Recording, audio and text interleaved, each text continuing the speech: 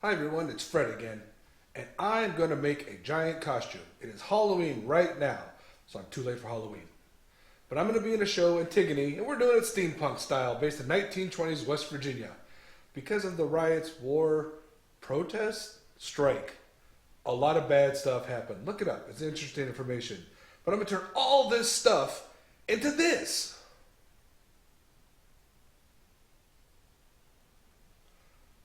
I don't know if this entire video is coming out all at once, if I'm going to split it up, so I don't have anything right now. Okay, the first thing I'm going to work on is the helmet. This is, well, it looks like an actual safety helmet I got at Goodwill for cheap. Most of the stuff came from Goodwill. We also have a local craft store that's a little odd. You can find a lot of stuff there, real good prices. So basically the idea is, I got my helmet, I'm going to paint it, put a light on it. I don't have batteries. How does my house run out of batteries? I don't have AAAs or AA's. Can you believe this? So we'll put it here, but you can see if I just put it straight on, the light will kind of hit up, and I do want to hit it forward. So I'll have to create a wedge of material here out of, I don't know what yet. I've got this tire gauge. I thought it would look nice, kind of sticking out the top there. And then this solar panel, which is actually kind of cool. It's got a couple of posts that you can bolt on a couple of wires to. So I'm going to attach it here, probably through a couple of holes and just bolt it on. That way I can take it off and use it for another project. I don't know why I'm talking with a funny accent. Anyway, so the idea is this is going to have a coat of black paint as a base coat. And then we'll just use some, I got some fake rubber buff here, some metallic luster from the craft store. Copper kettle and champagne ice. Neither one of them are exactly what I'm looking for. I've got some gold rub and buff downstairs too. But between those three colors, I'll just hit the highlights, make it look nice. I kind of want it to look like beat up without putting dents in it. It's, I think, ABS. I should be able to drill through it slowly so I can attach my different things. I removed the safety sticker that tells you not to do all the things I'm about to do to it. So that lets everyone know this is no longer a safety helmet, it's just a prop. So let me try to find some materials to wedge this on. So the cool thing about this is that it does have a back plate that I can use to attach it to, and that way we can easily remove this and take it, put it on and off as we need to. It's got a little, I don't know, hanger for a screw, but I can drill something out if I need to. It also came with a little piece of double-sided tape. I might just use that. I just trying to figure out what material I want to use in this front half. Quite frankly, maybe I'll just stain it off with some foam. I will attach all the pieces, make sure they all fit, then I'll take it all apart, paint it, and move on from there. So let me find something to create this wedge with, and we'll check back in. Okay, so I got a little scrap piece of foam, which should be able to cut a couple of wedges. So what I'm thinking about doing is instead of one thick wedge, I'll do a couple of like fins. So it'll kind of stick out like this in two spots. A little bit more contact. The foam can glue on straight to the back of this. Now, in order to do this shape though, I could kind of like eyeball it and try to draw it. But I figure as long as I'm eyeballing stuff, I might as well use a little aluminum foil, or aluminium foil for everyone else in the English-speaking world. And actually do a little quick prototyping with this. So this is actually, aluminum foil is great for all sorts of crafts. Look, I can make my wood shiny. Which is a valid reason. Or I can make it metal, but not shiny. But in this case, the idea is that I'll fold it over a few times just to give it some heft and start to work on the angle that I kind of want. Because it's something I can just easily fold with my fingers as I go. And I can flatten out bits of it. It wrinkles nicely. It's basically just a good material to just kind of get some shapes down. And so I want to be a little off center here. When I'm cutting the foam, I'll try to give it that little bit of an angle. It's shallow enough, it won't matter too much, but there is definitely, like, it does sweep around. So you kind of want to keep a hold of that. So that tells me that if I get something like that shape, and then here's the tricky part. I want to fold this perpendicular to a line that doesn't exist. Okay. Because I want to get the front part too. I'm going to give it a little bit of the foam standoffs. Standoffs, that's better than fin. A little bit of depth, so there's more surface area to glue onto and hold this on with. It's going to be a little tricky getting this on and off. It's kind of a tight click there, but it's touch. If it had batteries, I could show you.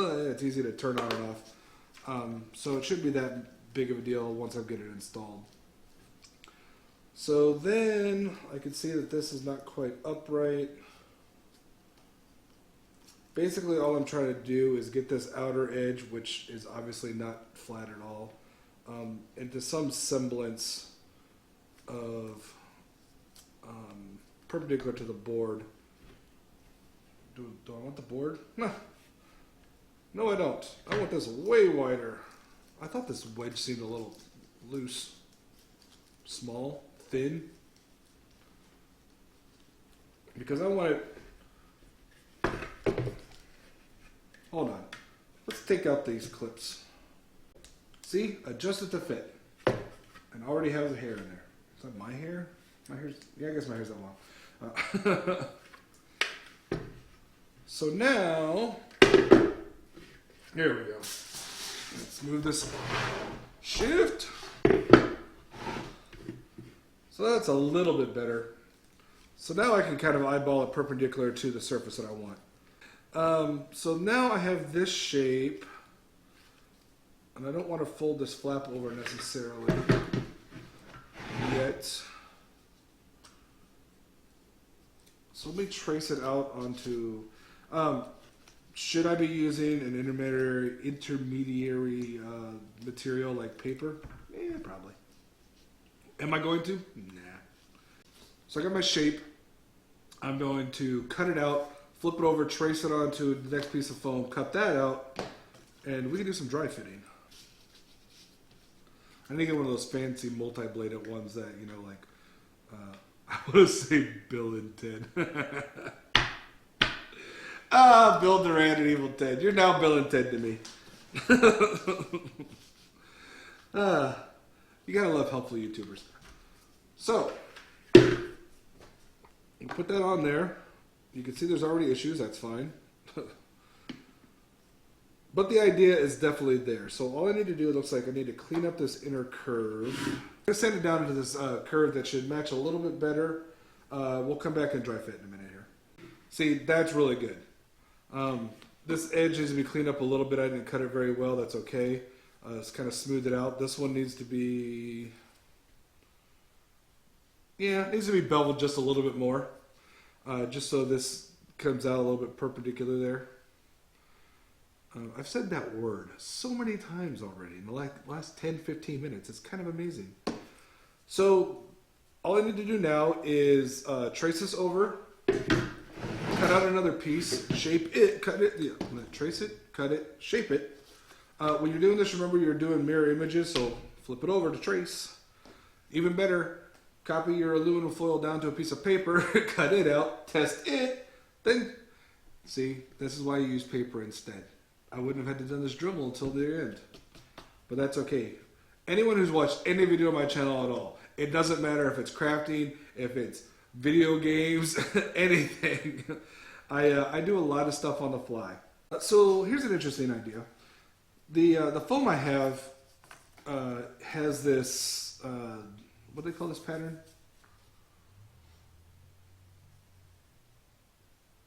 I'm like looking at a map to see if I can see the pattern. You know, the metal stuff, with the stamps and the grippy. Anyway, it's exposed, so I'm thinking maybe I'll put that on the outside. Give it a little bit more of a metal feel. That way it'll look like I just did this out of, you know, plate steel that has that texture that has a name. And it's really going to bother me. I'm going to come in, it'll be like, I'll be on the last steps of the process. I'll be like, that's this! And no one will have any idea what I'm talking about. So anyway, I think I'm going to leave that exposed. And let me check my heights. My height's like a little, well, high. Yeah, see, these are way too tall. Because I want, this has an inner lip on it. I want these pieces to fit in the lip. So I'm going to cut maybe half an inch.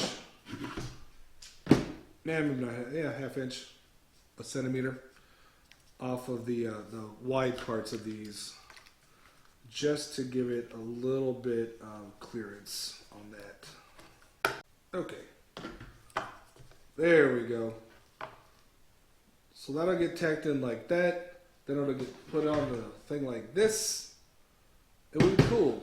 And for these other parts I have to attach, so this unscrews here.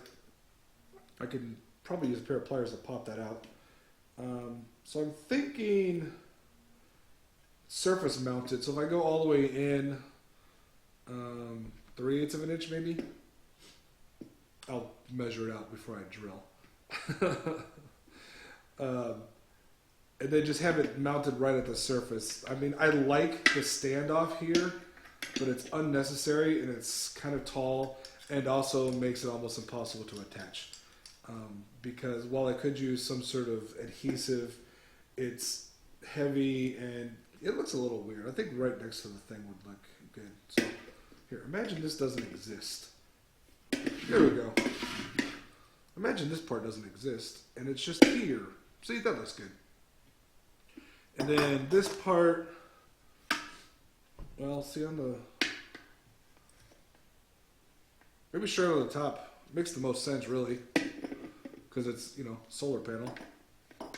So if I do a couple of screw holes, I kind of want to offset. Like I'm always facing the south while I'm working or something. So let me put in marks here and here. There's a little ridge that has a bit of an angle out. I think I can drill into that.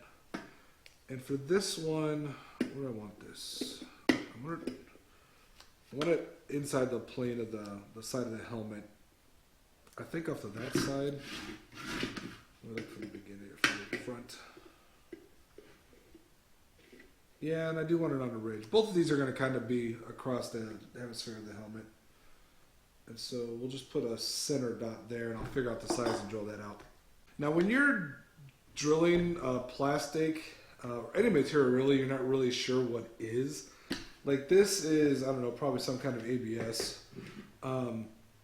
It doesn't feel like it's going to shatter into a billion pieces when I do this, but I guess it could. Which brings up the fact that I should have some sort of safety goggles on.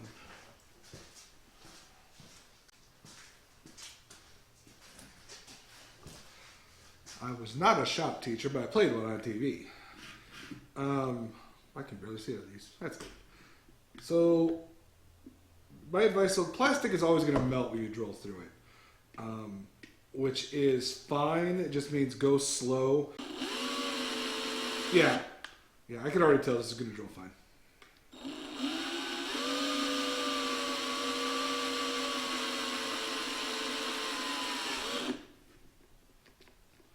What I could not tell is my battery is about to die. I can see you. Okay, awesome. So the next step is to get the light on. What I'm going to do is remove these pieces, set them aside. I'm going to buff the front a little bit, just by buff, I don't mean actually buff, sand, because buffing would make it smoother, I'm trying to make it rougher, so that the contact cement has something to bite onto, and tack this stuff on. And then we can get down to some painting, which is the fun part, after this fun part, because this is all the fun part. That's the thing I like about doing projects like this, or even any of the other thousands of crafts I do. It's all the fun part. That's why we do them. All right, so I've got the light attached to it. As you can see, just a couple little fins, standoffs there. And it looks to be about perpendicular with that part of the helmet. I also scuffed the entire helmet while I was at it to take the paint better. I'm gonna get this thing painted and starting to dry, and then I can tape this off and get to the next part of it. And then after the paint job is done, like I said, I've got a couple of different lusters here. You know what? Maybe, so I've got a nice copper here. I think the copper is what I'll use in this instead of a silver, which means I'll just give it a good solid base coat of black, maybe a couple layers of it just to make sure that it's got good connection. I hope it doesn't break the sensor. If it does, I got another one. We'll figure it out. And then yeah, this color, the champagne ice, is more of a gold-ish silver color, which I think we'll use as a final highlight layer on this one. Base coat of black. This one I probably will hit it with a little bit of the chrome just in places, and then finish it up with some of this, what do they call it? It's metallic luster. It's the same stuff as rubber buff, essentially. So let's get this painted, and this painted, and everything else painted, and all this other stuff, and then we'll get to put together and be done with this part. While I'm waiting on the paint to dry on my helmet pieces, I thought I'd turn to my pants. Now I got this pair of pants at Goodwill on sale for 44 cents. And you know, I expect a lot more for a pair of pants that cost me almost 4 bits. They are ostensibly my size. As you might be able to tell, I'm not a small man. But even so, these are not the number that they advertised. I'd say at least 4 inches thinner in the waist. But not to fret. I have a plan for this pant. So my original idea was to cut them off here, use some scrap material to make just breeches. Below the knee, old style breeches. I still plan on doing that, but what I'm going to do is actually take out the side seams of each leg and add a strip of this material in. Now, we'll get to this in a little bit later. This material I bought just to add leg wrappings to cover for the fact that I'm not actually going to be wearing boots. I actually found a used pair of Doc Martens at Goodwill for like 13 bucks, minus laces, but you know, an extra few bucks, no problem. So I've got plenty of this material to use as leg wrappings and to do other things. And so I think I'm going to use the silver side for leg wrappings, which is my original plan. And I'm going to use this dark charcoal gray side to add little stripes into the legs. So let's see if I can fake that look here. So if I do this, and then grab a whole bunch of this, and try not to put too much of it on the dirty garage floor, and then find the other leg. This is well thought out. Yeah. And then you cuff over here, and you get this stripe effect. Fairly common in military pants. In fact, if you are a fan of Star Wars, Han Solo's pants are like a navy blue with a red stripe, the Corellian blood stripe. Which if you read the what do they call them now? The Legacy? Legends? Legacy. I think it's the Legacy. The novels, they talk about here and there as like some sort of reward for being in the Navy, the Corellian Navy. At any rate, what this will do is allow me to add a bunch of width in at the legs. For the waist itself, I will just go ahead and cut it. There's no seam here. It's one waist to build one piece. I'll put in the same width there. I should be able to move the button to give me another inch or so. I mean, even the fly is kind of large. I'm not too worried about it because I can add in, I don't know, an inch and a half on the outside. It'll add plenty of space. And I can adjust, if I need to, I can adjust the waistband in the middle too. The fact of the matter is I'll have plenty of this material left over to put in a vent back here. And also it'll be covered by a long coat. So if it looks a little silly, it won't be a big deal. It's a costume after all. It's not like an actual uniform of any kind. So my plan is, I kind of want to use a seam ripper to take these pants apart on the outside, even though if I look at the stitch, it's a fairly complicated serged stitch. that looks like it's got 3 layers. It's serged, and then also they kind of put in a French seam there too. I'll figure out how to best split it, because also, I want to keep the pockets. Pockets are important. You can't get rid of pockets. Which means, if anything, and the pockets are right there on the seam on the front side. If anything, I can cut the seam on the back side and still stitch in a little piece of strips of this fabric in place. I'll cut the pants off below the knee. I will actually probably end up using the cuff. So what I'll do on the cuff side, on the cuff end, is give myself a good inch to spare. Trim it up so it's thinner and actually fits my leg better enough. And I'm going to keep it loose. I'm not going to button them. If you look at old style pants from George Washington, think George Washington, Thomas Jefferson type thing. They actually had buttons or buckles to keep the lower legs of the breeches attached. I'm going to let it loose, but I'm going to make it tighter than the actual leg so it still gives that blousing effect. It just kind of wraps nicely right below my knee on my leg. With enough give that when I sit down, it'll stay below my knee. Because I don't want it rising and falling, because it'll be weird. Remember, I'm doing this for a play. I don't plan on wearing stockings underneath it. I just want my knees peeking out for randomly. So the short parts of the trouser, what was I calling them? The bloomer. Not the bloomers, those are underwears.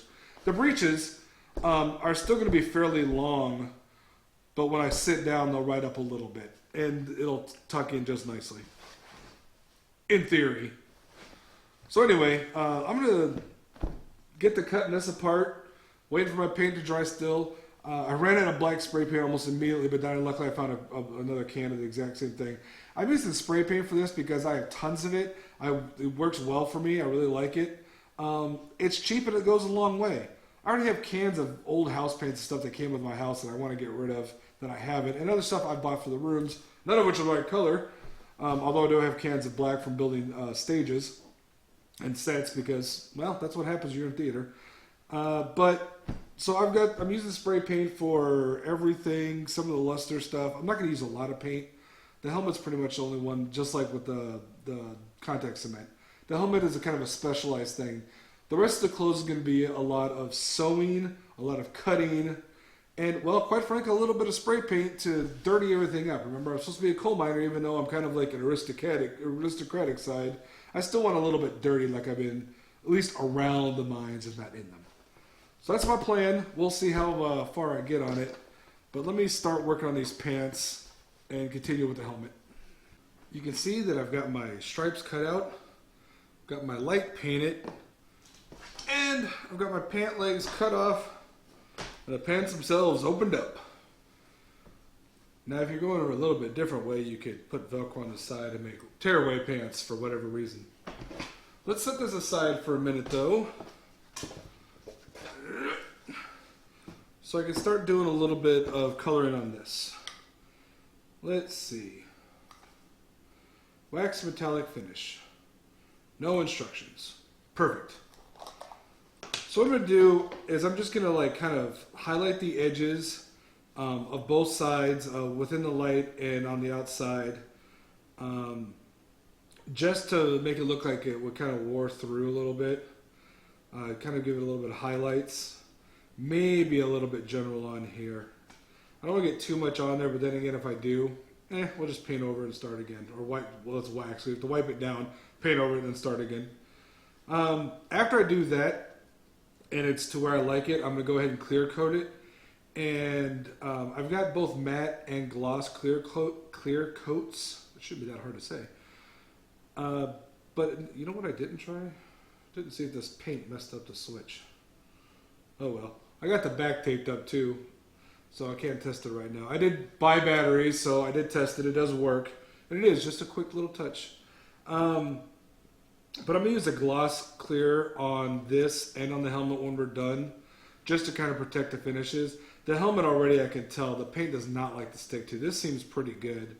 But I lightly scratched it and it just came right off. So I'm hoping the clear helps it. And if it doesn't, you know what? Some scratches, it just shows the white underneath. So it makes it look like more like it was a painted helmet that it got cut down to metal at that point. So I'm not too worried about it. It actually kind of worked in my favor. Not that I'm going to do it on purpose. It'll happen on accident if it happens. So let's see. Oh yeah, this stuff is a little thicker than Rub and Buff.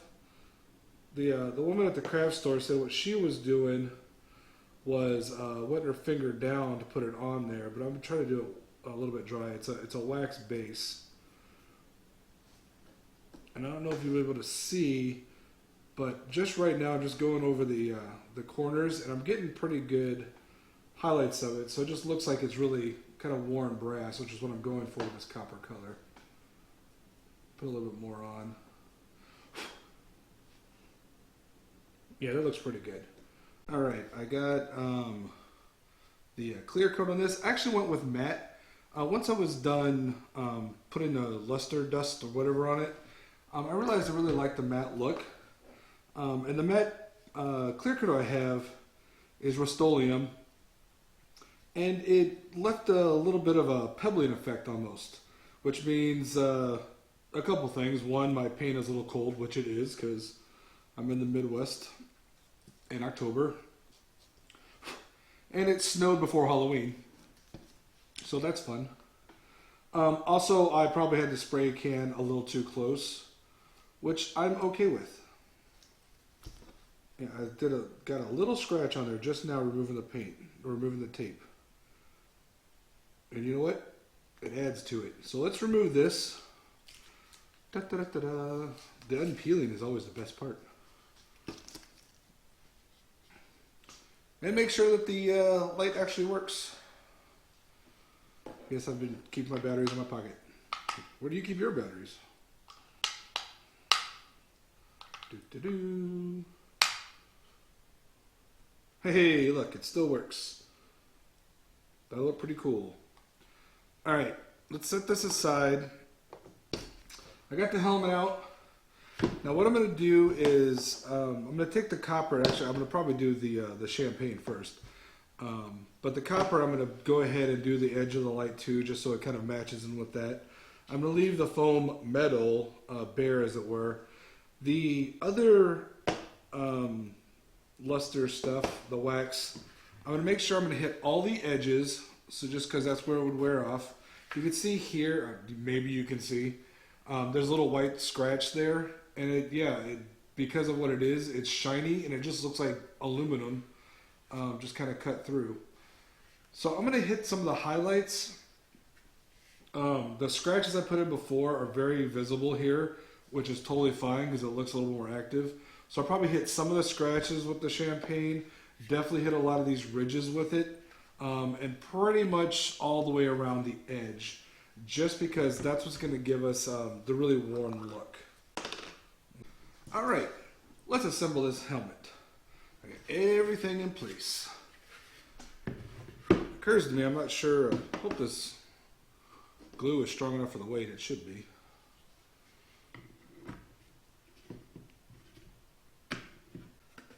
Oh, there it goes. All right, no big worries. You can kind of see, got the buffed edges, so it looks good. You can see in here where I just kind of hit it with the black just a little bit.